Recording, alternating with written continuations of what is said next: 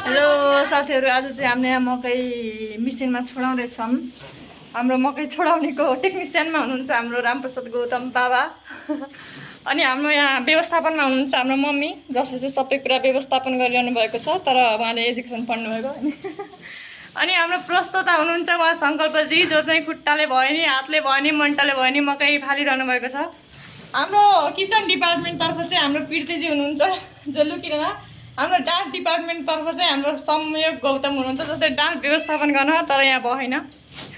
अनि म चाहिँ अलराउन्डर हो, भिडियो पनि बनाइरह्यो त काम पनि गर्यो। अस्तिको बाबाको भिडियोमा छोरीले भिडियो बनाउनु बाबा मैले काम गर्ने हो क्या भन्दै कमेन्ट गरेको थिएँ।